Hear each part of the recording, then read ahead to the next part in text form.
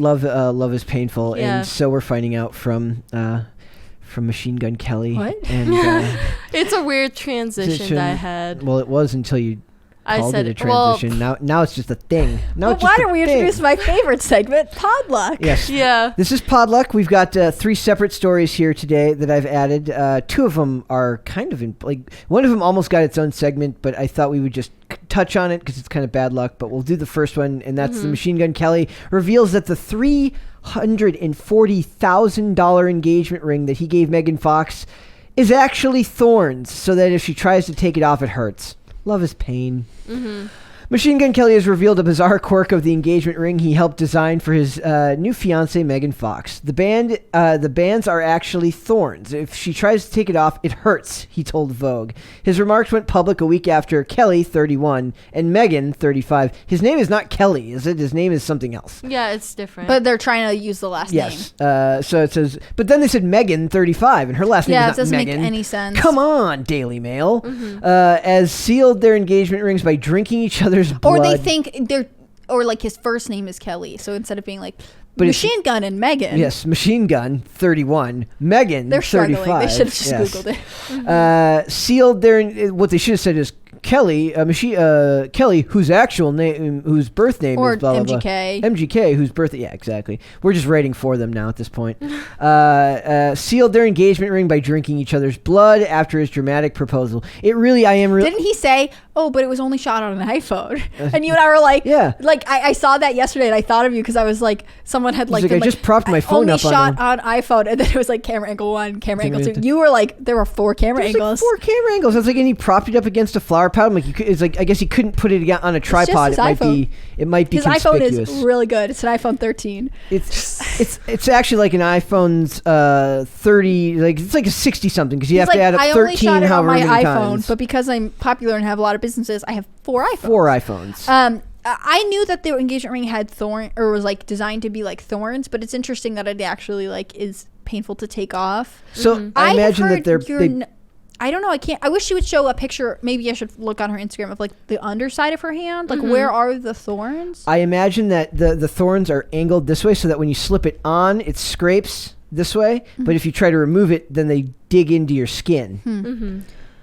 Or maybe I just want to make a Saw movie on my own. Yeah, I mean, if that's what they want to do, that's cool. I hope that they maybe discuss that feature of her ring beforehand. Yeah, I hope he didn't say like, now it's on like, now you're stuck with me. Can't take it off. She anymore. like tried.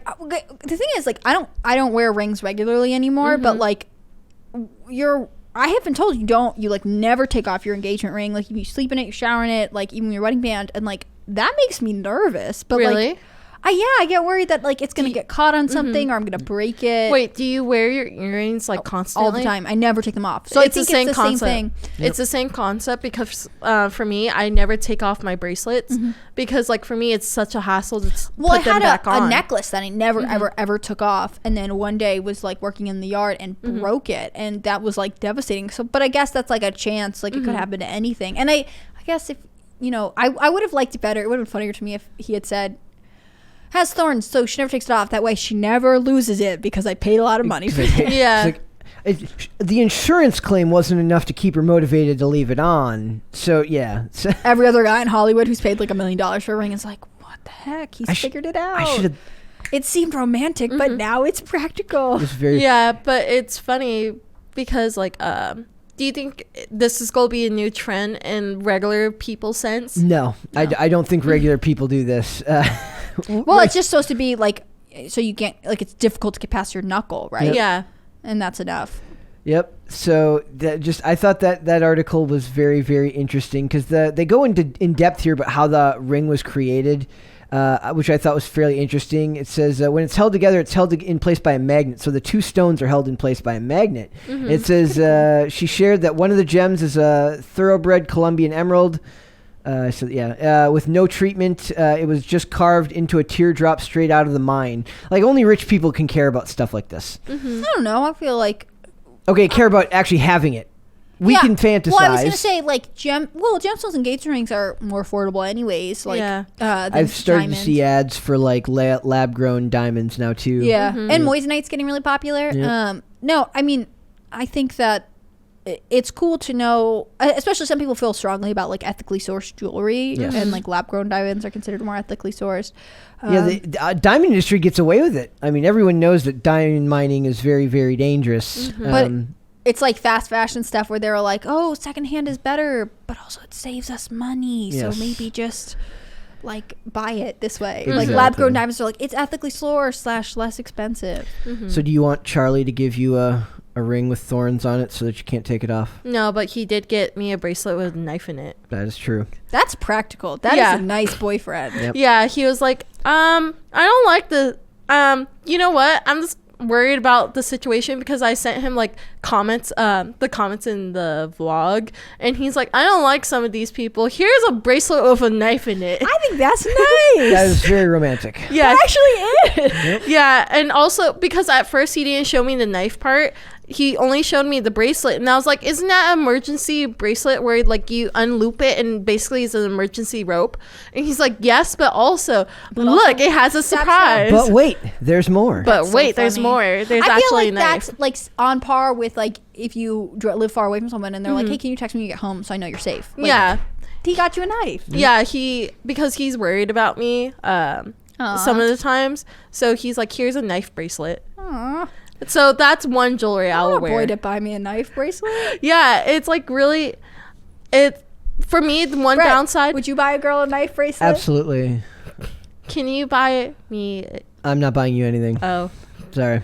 I'll Charlie, buy. That's how- why you have Charlie. I don't. You don't get to just get gifts from multiple people. Yeah, You what the heck? No one bought me a knife bracelet. You're trying to get a second one? Back down. I know. chill out. Can you get me an anklet one? What if Machine Gun Kelly had been like, her ring has a secret dart in it, so that if anyone ever attacks her, she can poison them. Or no. There's a pen like with like a blow dart. Yeah. Yes. that's no. genius. Imagine he's like one of the gems has cyanide in it. You don't know which one. So if you ever have an emergency where you can't You get have out, to guess. Eat it? What do you mean? basically you put it in your mouth and you're like, time to commit suicide. But why does it matter if they don't know which one it is? Is it so that you have to Yeah, guess? what, you want her to know? 50% of the time you get to know. The other 50% of the time, I guess you're just screwed. Yeah, exactly. So I don't know. It's just fun. I mean, not fun. not fun. I just want to talk about quickly about all the bad luck going around with Black Panther. Basically, Winston Duke is having his role expanded in the movie because of M'Baku, because there's been a ton of stuff going on with. First, there was Letitia Wright got hurt. Right? Yeah. Obviously, well, the first thing that happened was Chadwick Boseman passed before they could even begin production for Wakanda Forever. That's the name of the Black Panther sequel. Now Letitia Wright. What if it was Wakanda for sometimes? That would be great. Wakanda once in a while. Every other day. Every other day. But Letitia Wright, who plays Shuri, is basically becoming the de facto, or she's now the lead of the story. She was one of the most popular characters in the original film. And what's happening? Oh my god. Ma'am, It's happening. this is a Yes. podcast? Basically, she got hurt. She had a serious injury, though they downplay it in this article. It says Winston. She's the anti-vaxxer, right? Yeah, well, I don't like Yeah, to use she that. is. She is the one who has every opposed right to to COVID. ask questions Yeah. about what's going on. And I so don't mean anti-vaxxer as an insult in any she way. got backlash for the fact that she asked questions. All right, so she gets injured. But did she get deported from Australia? She did not get deported from Australia. So Shout out she to you, gets Novak. she yeah, gets Novak. she gets injured after. So first, Chadwick Boseman passes. The film is behind.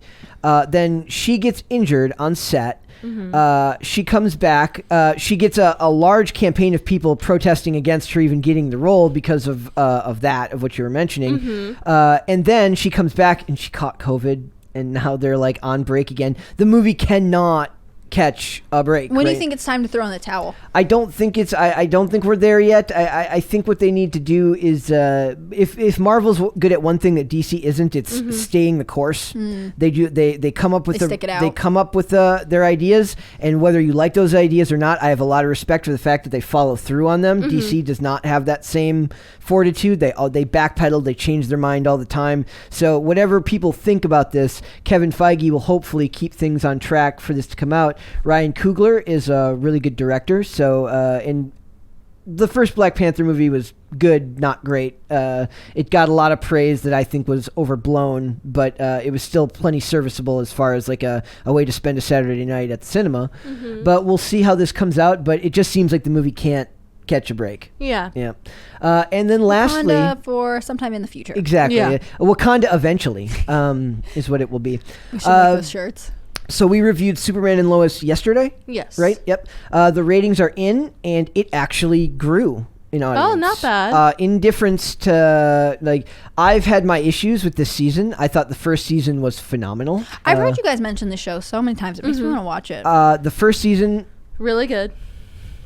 I know. see that? I didn't even look. I got the stink bug. Yeah, but you did talk about it. So you sort of were a professional, and then I know. weren't. I know. It's okay. I always get startled by them. It's like It's like hitting a no-look three-pointer and not looking at the camera. That's true. So it says the new episodes for Superman and Lois and Naomi are currently in week 2 of their new time slot, and so far the ratings are pretty good for both. The second episode of season 2 for Superman and Lois actually saw a bump in viewers, 1.115 million. People tuned in. Well, it was 1.109 last week, so it's a small bump, but a bump nonetheless, which is not usually the premiere will do better numbers, and then you'll see a slight dip in episode 2. So that's very, very hard. Like, that's very, very good sign for the show as far as writing goes. Whatever I think of it, I wasn't a huge fan of either episode 1 or episode 2, and I called the stuff with Sarah Cushing from like the 3-point line. Perhaps the word is getting out. The show is actually pretty decent. And then the guy, I like all thanks to you specifically, Brett. Yes, it's exactly right. But I like how in this article it says perhaps the word is getting out that the show is decent, and then in parentheses, I like it. So whoever wrote the article needed you to know that they like the show. That's awesome. And it seems that the move to the 8 p.m. time slot on Tuesday, previously held by The Flash for all those years, is the right one. So they moved time slots for the new season. One of the ways that these shows get killed is by constantly moving time slots, so people never know when to watch it. But you need to be a certain level of popularity to get certain time slots, right? Yeah. The more popular the show is, and this is the highest rated show of all of them right now. It's just not the most. It's an outlier as far as the storytelling on the CW. This is very, very, very traditional. Superhero, almost traditional family drama storytelling, to its detriment almost to a point this year where I think it's falling into melodrama. Yeah. But if Welcome you're gonna to the CW. Yes, it says Naomi saw a slight dip from 734K this week, and it was like 802 last week. We're not going to be reviewing Naomi. It's an Ava DuVernay production that says it's going to focus on identity politics. I just don't want to watch it. Doesn't interest me.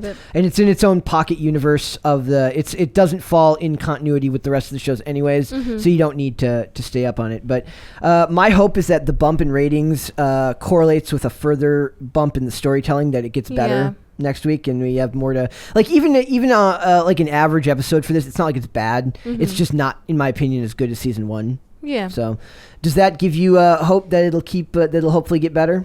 Because we've both seen a little bit of melodrama falling into the storytelling here.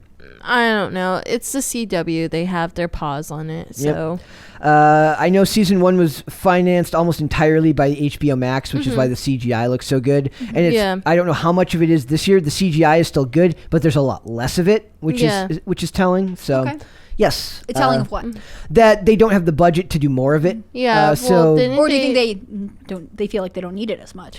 No, they need it. I think with these, I mean, I don't buy that they don't want to do it because they know that that's a very easy way to develop or to gain viewers is to show good action scenes.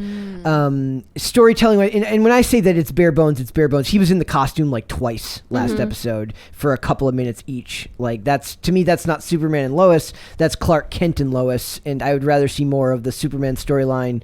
The whole point of season 1 is that you're showing how Superman has to balance being a dad and being Superman. But to do that, you by that definition have to be in your costume a lot and the dad a lot. This one, it seems like it's almost all him. It's all about the family. Maybe they're trying to make a point that he is having trouble balancing it. It's too difficult to be both men and a dad. It feels like it's more about like the side stories now. Too many characters. Well, the CW, again, I told you, Yeah. like, they tend to do 3 or more side stories. Way too many, way too crowded of a field. For as many good actors as they have, Emmanuel Shrieky is being pushed to the side for that mayor storyline, which could turn out all right. We haven't seen any of Dylan Walsh as General Lane at all in season 2 yet, so we'll see. But hopefully the ratings continue to climb.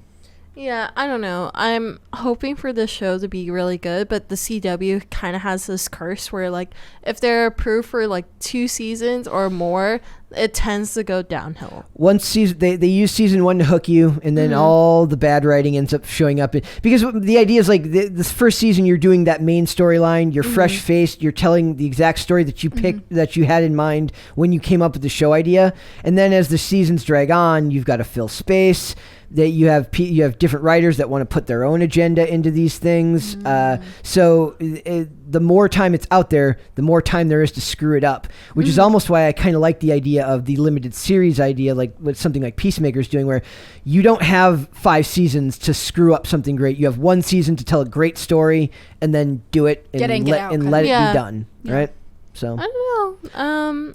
It might be good. I'm going to keep my eye on the ratings for it just to see where it goes. Thanks for watching this clip, guys. If you want to see full episodes or follow us on social media, links are in the description below. Bye. Bye.